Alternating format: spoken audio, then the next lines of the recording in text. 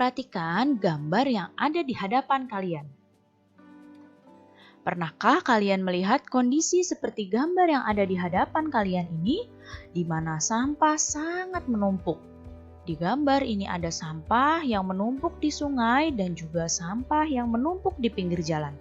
Nah, pernahkah kalian melihat kondisi seperti gambar ini?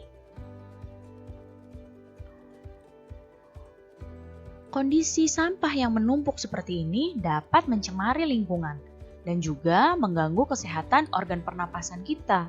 Karena sampah yang menumpuk ini dapat menimbulkan bau yang tidak sedap dan menjadikan udara yang kita hirup tidak segar. Setiap manusia itu memiliki tanggung jawab terhadap diri sendiri, masyarakat, dan lingkungan sekitar. Salah satu tanggung jawab yang harus diterapkan di lingkungan sekitar adalah upaya penanggulangan masalah sampah. Karena masalah sampah ini termasuk masalah yang serius. Kerugian akibat tidak tanggung jawab terhadap sampah. Apa saja kerugian akibat seseorang tidak tanggung jawab terhadap sampah? Yang pertama, kerugiannya adalah dapat membuat aliran sungai atau selokan menjadi tersumbat akibat seseorang tidak peduli terhadap sampahnya dan membuang sampah sembarangan. Kemudian, kerugian akibat tidak tanggung jawab terhadap sampah yang kedua adalah dapat menimbulkan bau yang tidak sedap. Kerugian yang selanjutnya, sampah dapat mencemari lingkungan. Dan juga kerugian akibat tidak tanggung jawab terhadap sampah adalah menjadikan sumber penyakit. Ya, jadi ini adalah kerugian jika seseorang tidak tanggung jawab terhadap sampah. Memiliki rasa tanggung jawab terhadap masalah sampah merupakan hal yang sangat penting. Dengan sikap bertanggung jawab terhadap sampah, kita dapat menciptakan lingkungan yang bersih dan sehat. Nah, mulai dari sendiri, kita harus berusaha bertanggung jawab terhadap kebersihan lingkungan supaya lingkungannya menjadi lebih sehat. Salah satu cara untuk menanggulangi masalah sampah adalah dengan melakukan daur ulang. Daur ulang itu adalah menggunakan kembali barang-barang bekas menjadi berguna. Kita lihat contoh yang pertama. Di sini ada gambar pot yang terbuat dari botol minuman bekas. Nah, ini ada botol plastik minuman bekas ya. Di sini dibuat sedemikian rupa sehingga bisa menjadi pot dan disusun dengan rapi. Sehingga tampak indah nih pot-potnya ya, meskipun pot ini berasal dari barang daur ulang. Kemudian botol minuman ini juga bisa digunakan sebagai tempat penyimpanan seperti gambar ini. Daur ulang yang selanjutnya adalah menjadikan sampah plastik kemasan, baik itu kemasan makanan, minuman, sabun, dan lain sebagainya, disusun sedemikian rupa sehingga bisa menjadi tas dan juga bisa menjadi barang-barang yang bisa kita pakai kembali dan terlihat bagus ya. Kemudian daur ulang bekas botol tutup minum.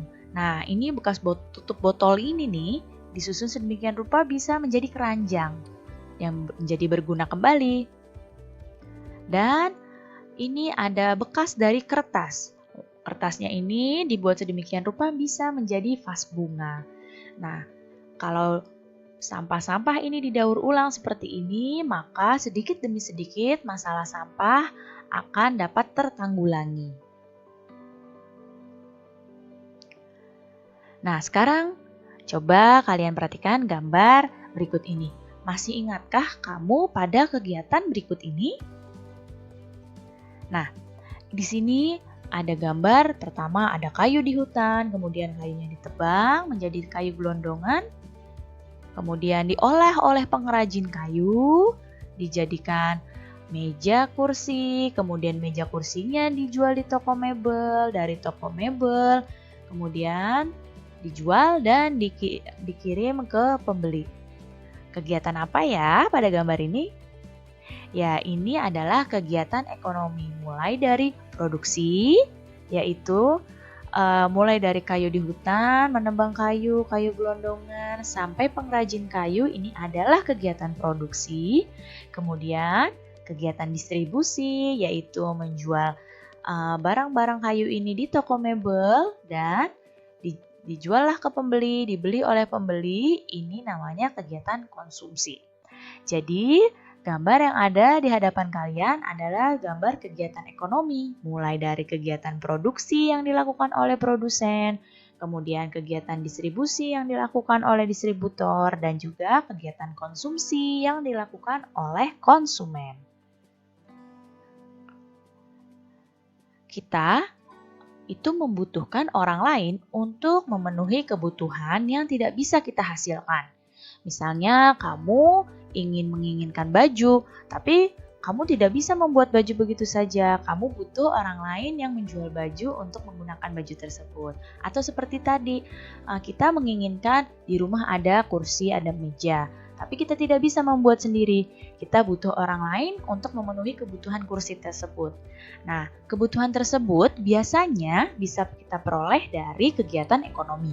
Setiap pelaku kegiatan ekonomi memiliki peran masing-masing yang saling menguntungkan. Keterlibatan orang lain dalam kegiatan ekonomi dapat kita temukan dalam tahap produksi, distribusi, dan konsumsi. Ada orang yang berperan dalam proses produksi atau distribusi. Ada pula orang yang berperan dalam proses konsumsi. Kita harus saling menghargai peranan dari setiap individu di kegiatan ekonomi.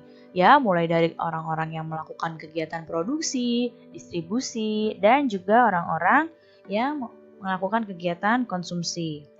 Ya, jadi kita harus menghargai peranan setiap individu, ya, karena itu merupakan hal yang penting dalam kehidupan masyarakat.